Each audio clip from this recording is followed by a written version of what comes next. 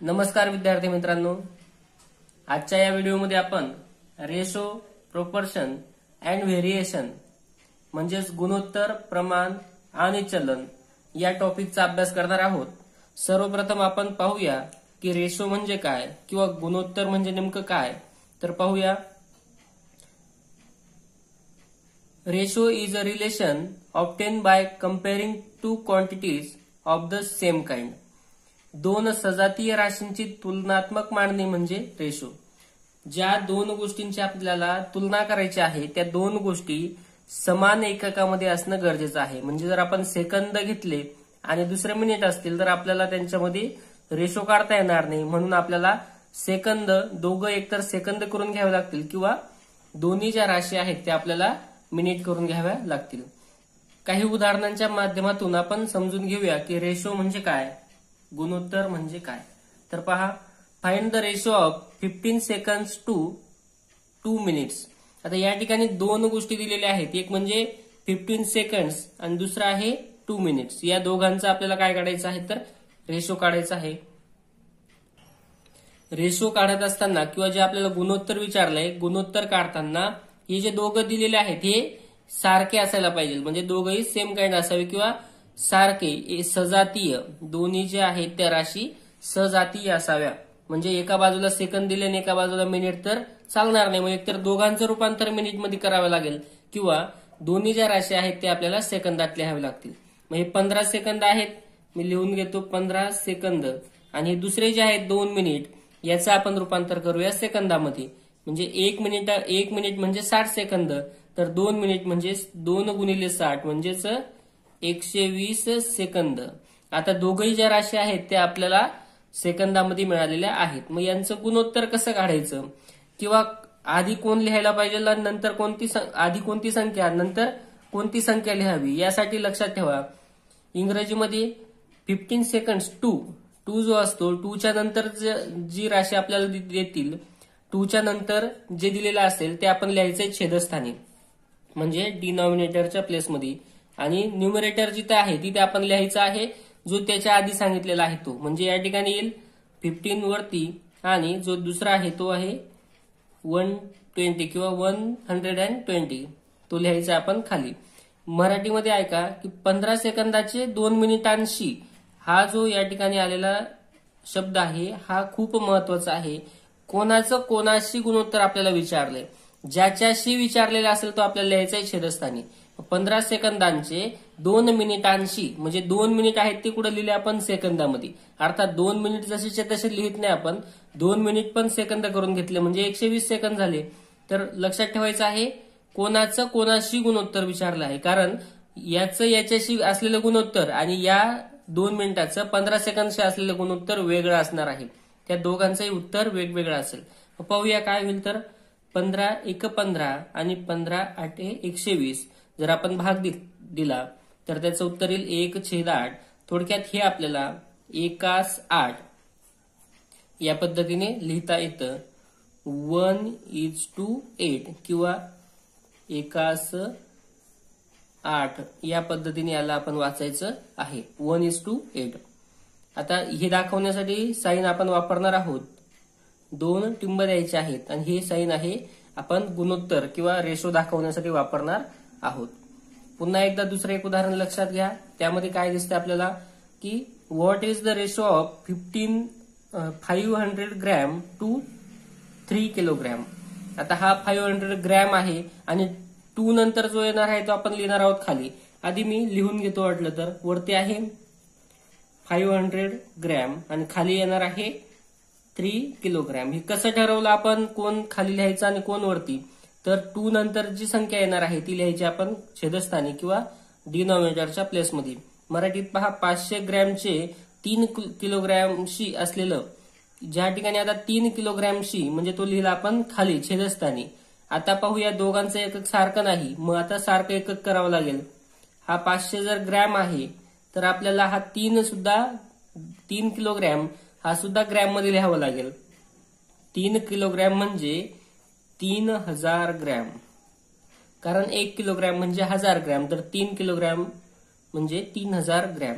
पुढे जर आपण हे सोडवलं तर काय येईल, ग्रॅम आणि ग्रॅम तर कट होईल, पुन्हा 1-0-1-0 कट, अजून 1-1-0 कट आणि उरलेला 5-1-5 आणि 5-6-30 म्हणजे 1:6 हे त्याचं गुणोत्तर असणार आहे किंवा 1:6 असं त्याला वाचायचं आहे 1:6.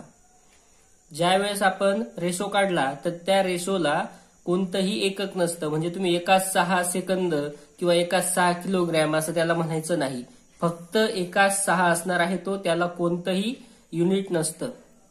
रेशो हॅज नो युनिट किंवा गुणोत्तराला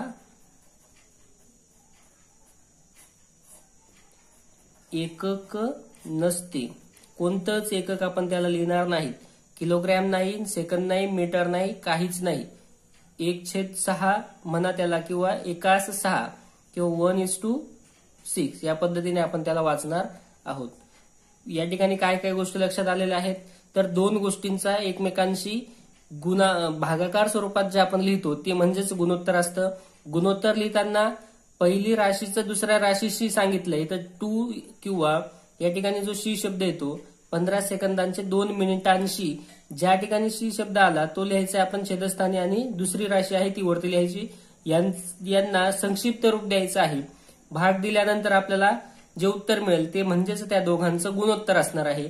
गुणोत्तर लिहिल्यानंतर त्याला कोणतंच एकक द्यायचं नाही, रेशोला कोणतंच युनिट द्यायचं नाही, फक्त 1:6 किंवा 1:6 असं आपण त्याला वाचायचं आहे. 200/300 म्हणजे हे सुद्धा एक प्रकारचं गुणोत्तर आहे. आपण ज्या वेळेस अंश आणि छेद रूपामध्ये दोन संख्या मांडतो ते म्हणजेच गुणोत्तर आहे. याला काय वाचता येईल आपल्याला 200 ला 300 किंवा 200:300 या पद्धतीने आपण याला वाचू शकतो. याचं संक्षिप्त रूप नेमकं काय असतं ते पाहूया. याला दोघांना भाग जाईल अशी संख्या शोधली. जर मी 5 ने भाग दिला दोघांना तर 5×4 आणि पुन्हा हा 0 आहे जशास तसा लिहून घेतो. पुन्हा 30 ला जर 5 ने भाग दिला तर 5×6=30 आणि हा 0. याची व्हॅल्यू आणि याची व्हॅल्यू सेम आहे. हे इक्विव्हॅलंट फ्रॅक्शन आहेत म्हणजेच सममूल्य अपूर्णांक आहेत आणि थोडक्यात तेच आपलं रेशो सुद्धा त्यांचा सेम येणार आहे.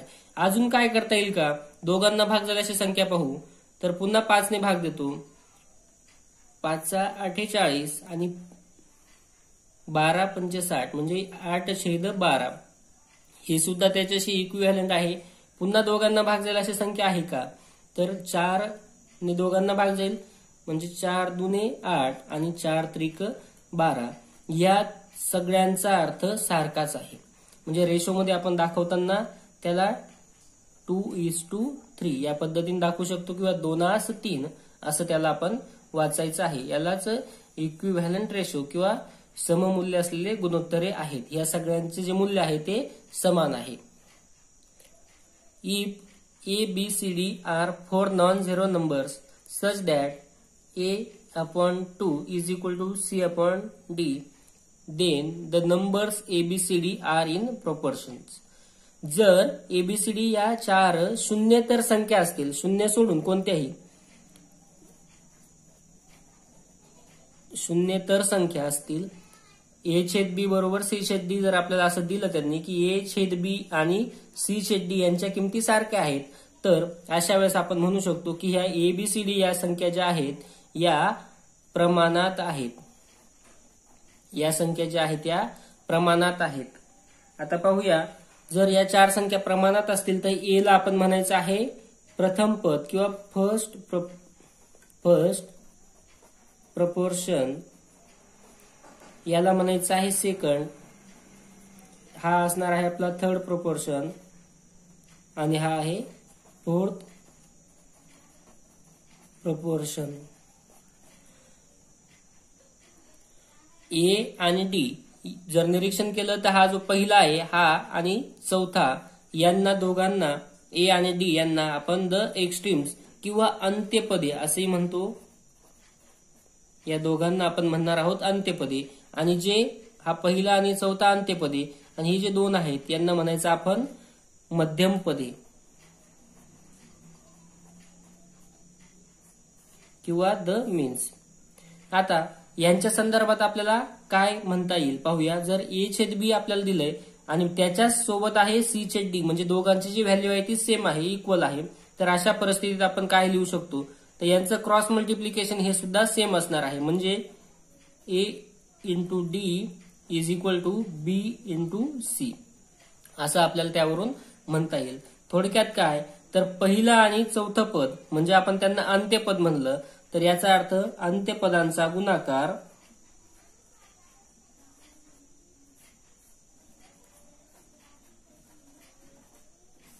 बरोबर बी आणि सी यांना काय म्हणलं आपण, बी आणि सी आहेत मध्यमपदी, म्हणजेच अंत्यपदांचा गुणाकार बरोबर मध्यम पदांचा गुणाकार.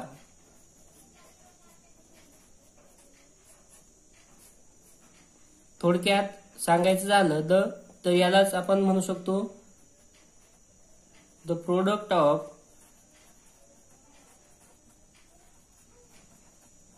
एक्स्ट्रीम्स आणि त्याच्यासोबत असणारे प्रोडक्ट ऑफ मीन्स. पुन्हा एकदा लक्षात घ्या, अंत्यपदांचा गुणाकार म्हणजेच मध्यम पदांचा गुणाकार, हे सूत्र आपण लक्षात ठेवायचं आहे. यावर आधारित आपल्याला उदाहरणं विचारले जातात. तर कधी हे सूत्र वापरणार आहोत, ज्या वेळेस आपल्याला ए छेद बी आणि सी छेद डी या पद्धतीने दोघं सेम असतील. म्हणजेच काय, तर ए बी सी डी हे इन प्रपोर्शन किंवा प्रमाणात असतील, त्याच वेळेस आपण हा फॉर्म्युला वापरणार आहोत, A into D is equal to B into C. समजा आता आपल्याला फक्त 3 संख्या आहेत तर प्रमाणात आहेत असं म्हणलेलं आहे. If A B and C are in a proportion, 3च संख्या प्रमाणात आहेत. तर अशा वेळेस आपण काय करणार आहोत, तर 3 संख्या प्रमाणात आहेत, हे पहिलं पद आहे, त्यानंतर खाली दुसरं पद, तिसरं पद आणि या ठिकाणी येतं चौथं पद. या ठिकाणी आपल्याला एक्स्ट्रीम्स माहित आहेत, म्हणजे ए आणि सी यांना आपण जे अंत्यपद आहेत त्या अंत्यपदांच्या जागेवर लिहून घेतलं. मग आता मध्यम पद फक्त एकच दिलंय, तर तेच आपण दोघं ठिकाणी लिहायचं आहे. म्हणजे मध्यम पद जे आहे किंवा ज्याला आपण मीन्स म्हणलं ते दोन्ही ठिकाणी सेम असणार आहे, कारण 3च पद आहेत. तर हा ए आणि सी जो आहे तो लास्ट शेवटच्या ठिकाणी आपण लिहून घेतलेला आहे, अंत्यपद आहे त्या ठिकाणी लिहिलं. तर आपल्याला जो बी आहे तो दोघं ठिकाणी सेम लिहायचा आहे. मग यावेळेस काय होईल, जर आपण क्रॉस मल्टिप्लिकेशन केलं तर ए इंटू सी या दोघांचा गुणाकार केला तर, आणि या दोघांचा गुणाकार केला तर बी इंटू बी म्हणजे बी चा स्क्वेअर होणार आहे. म्हणजेच थोडक्यात काय, मध्यम पदाचा वर्ग बरोबर ही ए आणि सी म्हणजे आहेत अंत्यपद, म्हणजे अंत्यपदांचा गुणाकार.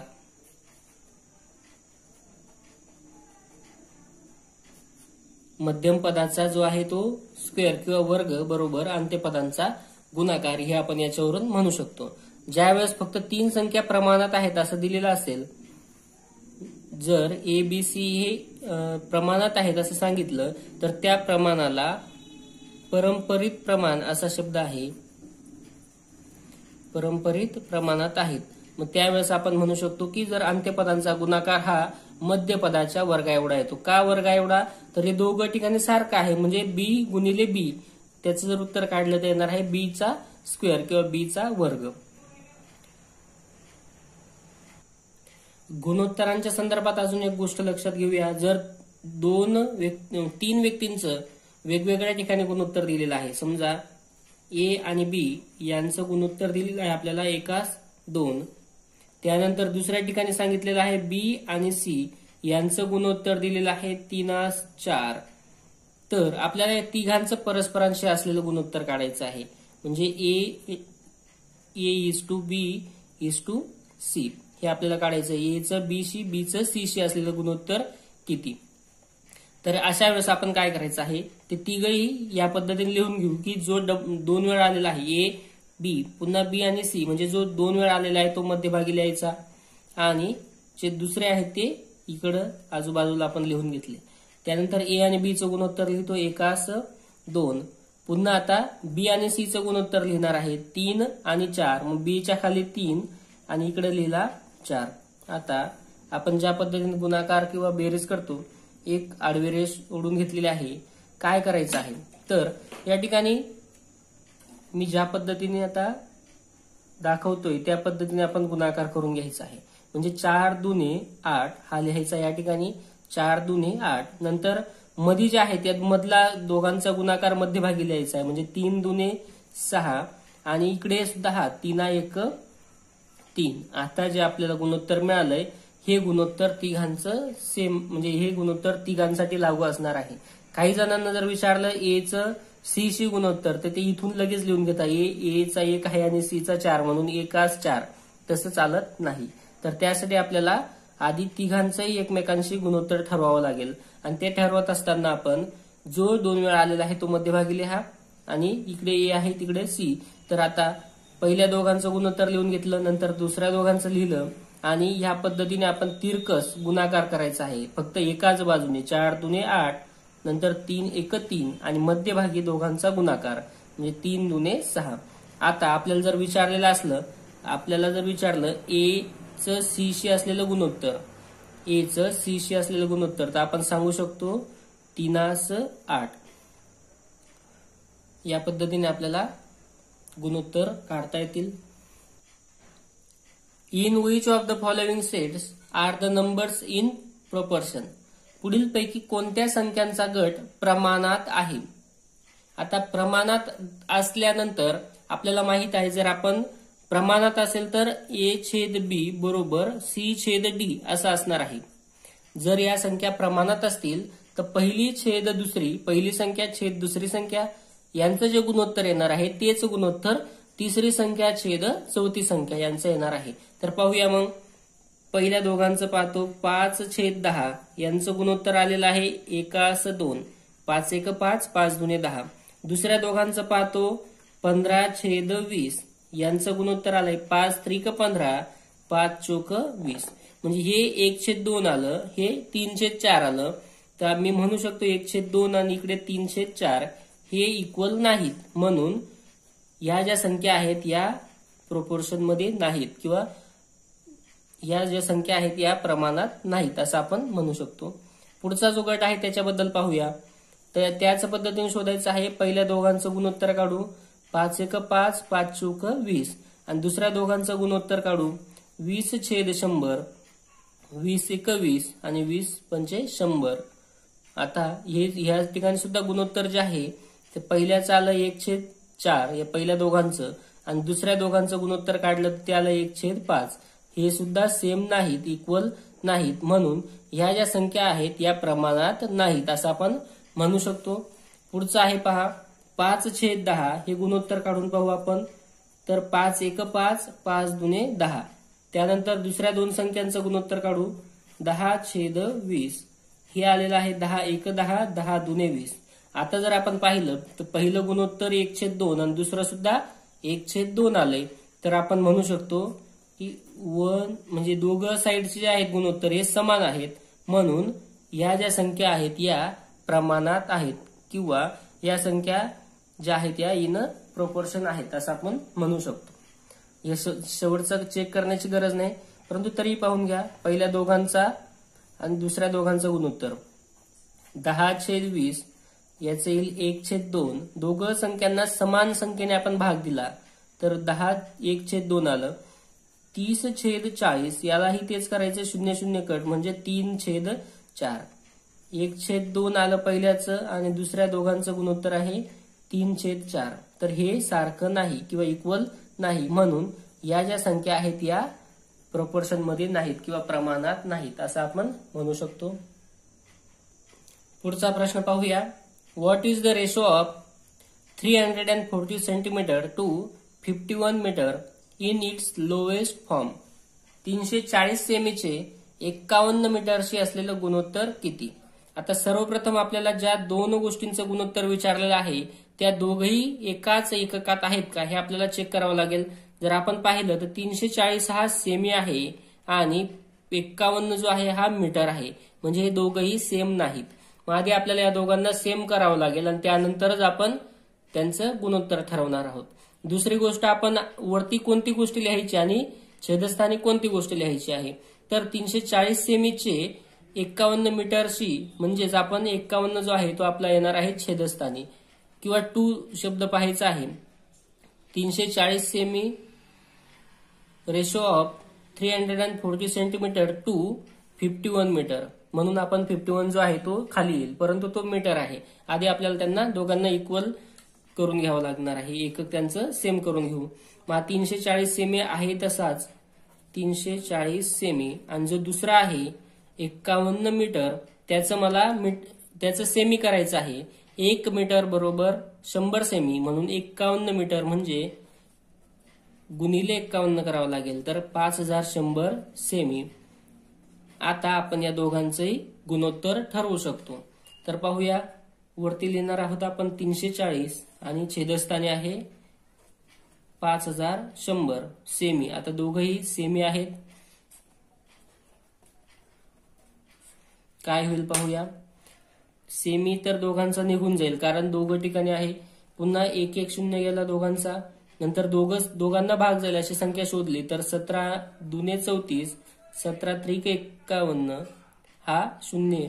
पुन्हा जर आपण पाहिलं तर बे 1 बे, बे 1 बे आणि बे पंचे 10, म्हणजेच 1/15. शेवटी जे उरेल ते काय विचारलेलं आहे आपल्याला, लोएस्ट फॉर्म शेवटच्या किंवा संक्षिप्त रूपामध्ये आपल्याला विचारलेलं आहे.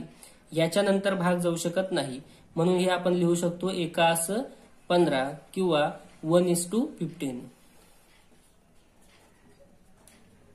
या पद्धतीने आपल्याला म्हणता येईल की 340चं 51 मीटरशी असलेलं गुणोत्तर 1:15 आहे. दोघांचंही एकक दोघांचे एकक समान झाल्याशिवाय आपल्याला गुणोत्तर काढता येणार नाही. ही एक गोष्ट आपण लक्षात ठेवायची आहे. आणि जे गुणोत्तर आलं त्याला आपण कोणतंही युनिट दिलेलं नाही. Ratio has no unit.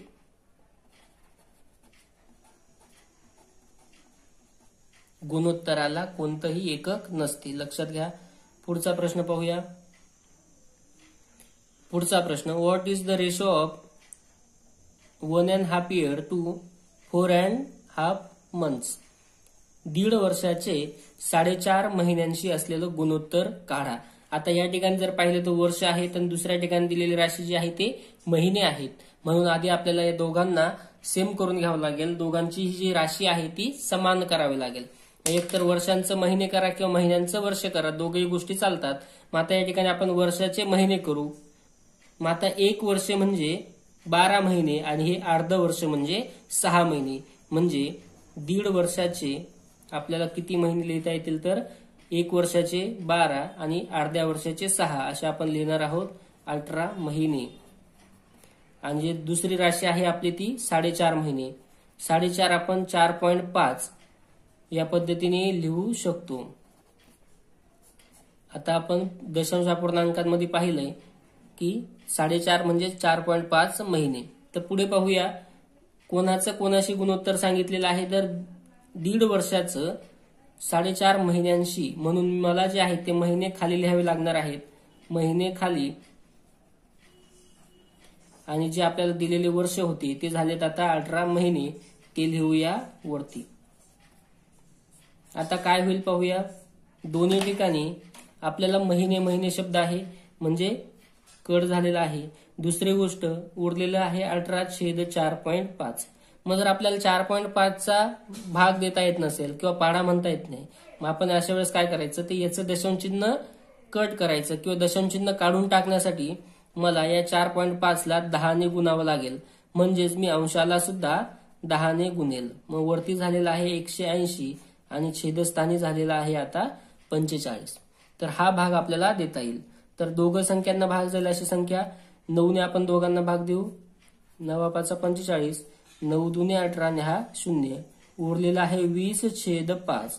पुन्हा या दोघांना भाग जाईल अशी संख्या आपल्याकडे आहे ती म्हणजे 5. 5×1 5 आणि 5×4 20. तर उत्तर आलेलं आहे 4/1. हेच आपण 4/1 या पद्धतीने लिहू शकतो. 4/1. म्हणून 1.5 वर्षाचे 4.5 महिन्यांशी असलेलं गुणोत्तर 4/1 आहे. 4/1 महिने नाही आणि वर्षही नाही, लक्षात घ्या. आपल्याला याला कोणतंही एकक द्यायचं नाही, फक्त 4/1 असंच म्हणायचं आहे. 4/1 महिने नाही आणि 4/1 वर्षही नाही.